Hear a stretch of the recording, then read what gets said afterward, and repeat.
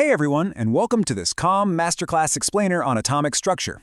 Before we even begin, I want you to just take a deep breath, relax your shoulders, and get comfortable. We're going to methodically decode the mysteries of the atom together.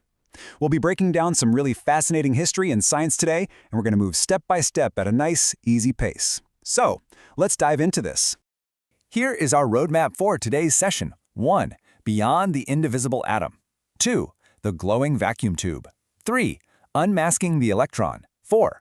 Ratios, charges, and mass. 5. Energy and atomic stability. And finally, 6. Exam prep and pitfalls. All right, Section 1. Beyond the indivisible atom, challenging the status quo.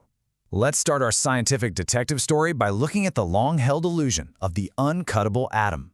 For the absolute longest time, science relied heavily on John Dalton's atomic theory, which he proposed back in 1808. He believed the atom was completely indivisible, like the ultimate unbreakable particle of matter. And honestly, this made total sense for a while. It explained the conservation of mass perfectly. But this rigid theory eventually hit a massive wall, because it just couldn't explain everyday observable phenomena. For example, if atoms are just solid, neutral little marbles, why does rubbing glass with silk create an electric charge, right? Where is that electricity actually coming from if there are no smaller, charged parts moving around? This static electricity flaw meant something absolutely crucial was missing from the picture. What's really interesting here is the sheer scale of scientific persistence.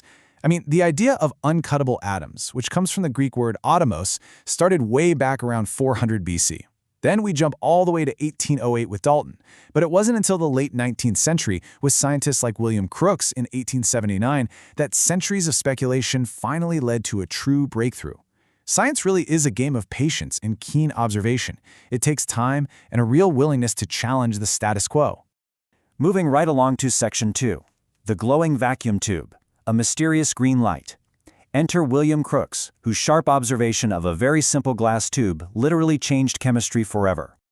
Picture this really elegant, beautiful setup. It's a cathode ray discharge tube.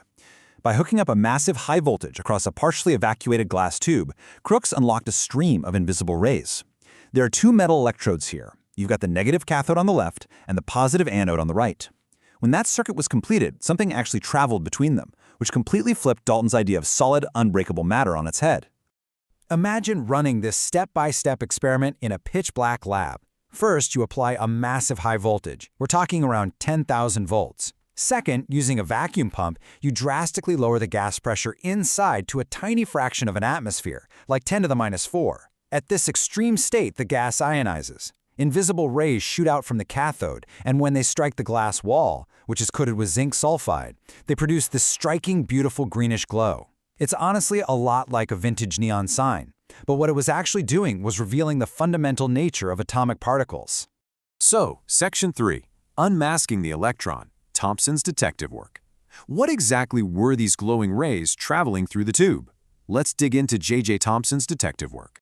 J.J. Thomson observed some essential properties to figure out what these mysterious rays were. Think of it kind of like a shadow puppet show. If you place a solid object in their path, the rays cast sharp shadows, which proves they travel in straight lines. If you put a tiny, lightweight paddle wheel inside the tube, the rays actually rotated. This is huge because it means they aren't just beams of light, they possess kinetic energy and act as physical material particles. Plus, if you apply an electric field, they deflect towards the positive plate. And since opposites attract, these particles must carry a negative charge. George Stoney later named them electrons. But here is the absolute most crucial point for your exams. These properties never, ever changed, regardless of what gas was in the tube or what metal the electrodes were made of. To make sure you can effortlessly recall these key characteristics during your exam revision, I highly recommend using this simple mnemonic checklist. Just remember the word S-strip. S is for straight lines, T is for turns the wheel, R is for redirected by an electric field, I is for independent of material, and P is for phosphorescence glow. Memorize that little trick and you'll absolutely nail any question on cathode ray properties. Okay, let's just take a quick breath here before we push forward. Feeling refreshed? Awesome. Let's move to Section 4, Ratios, Charges, and Mass, Proving the Universal Particle.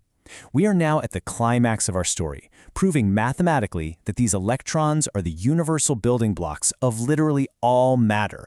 Thomson found a truly ingenious way to prove this. He took a cathode ray tube and added both an electric field and a magnetic field. When he applied only the electric field, the negative electron beam shifted up to a point, attracted to the positive plate. When he applied only the magnetic field, the beam shifted down to a different point. But, and here's the genius part, by perfectly and carefully balancing the intensities of both the magnetic and electric fields, he forced the beam to travel completely straight ahead, hitting dead center. This incredible balancing act allowed Thomson to calculate something revolutionary, the exact charge-to-mass ratio of the electron. It came out to about 1.75 times 10 to the power of 11 coulombs per kilogram. Now you might be wondering, why is this specific number so important to remember for your exams? Well, because this ratio never changed. Whether he used hydrogen or neon gas, whether the cathode was made of iron or copper, this ratio stayed exactly the same. It was the ultimate, undeniable proof that the electron is a universal subatomic particle found in all atoms. So, Thomson gave us the ratio, but a scientist named R.A. Millikan provided the final puzzle piece with his famous oil drop experiment. By suspending tiny, charged drops of oil in an electric field, Millikan measured the exact charge of a single electron, which is negative 1.6022 times 10 to the power of 19 coulombs. Once we had that exact charge, we could just plug it into Thomson's ratio to calculate the incredibly tiny mass of the electron itself. The atom was officially divisible, no more uncuttable marbles.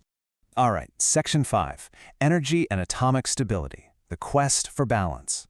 Let's pause for another second here. We're going to transition away from the history of the electron's discovery and look at how these tiny particles dictate something massive, atomic stability.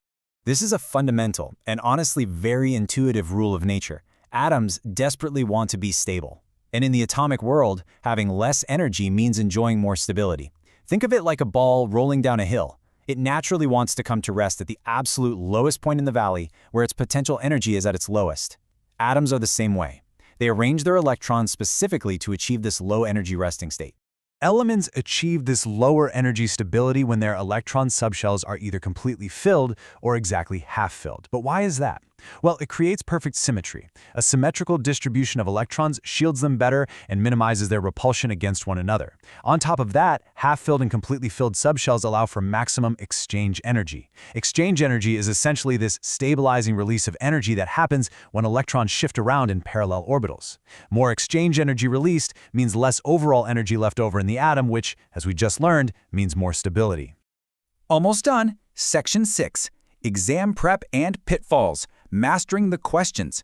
Now, let's consolidate this entire journey into a structured playbook to help you confidently ace your upcoming exams. I'll give you a second to think about this practice question. We actually covered this a few minutes ago.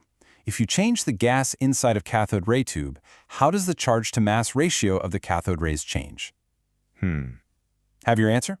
The answer is that it doesn't change at all, because cathode rays are just electrons, and an electron is an electron no matter what gas it happens to come from.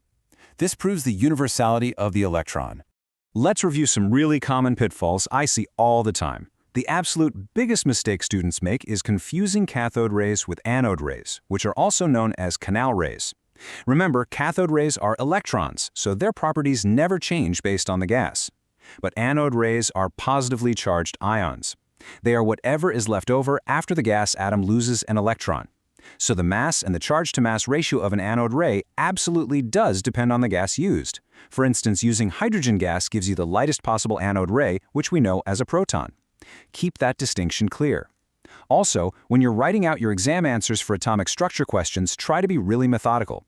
State the historical experiment first, like Thomson's tube, and then list your observations in clear bullet points, just like our STRIP mnemonic. As we wrap up this explainer, I want you to ponder one final thought. Think about the incredible conceptual leap we've just made. We went from Dalton's rigid, unbreakable model of matter to a vibrant universe built on dynamic, perfectly balanced subatomic particles. How does understanding the tiny, invisible electron completely change the way we view the massive, complex universe around us? I mean, the very device you're using right now, the air you breathe, the electrical impulses firing in your brain at this very second, it all relies on the delicate, beautiful properties of the electron. Thank you so much for taking this calm journey through atomic structure with me. Keep reviewing these concepts, take your time with them, and you'll be perfectly prepared. Catch you next time.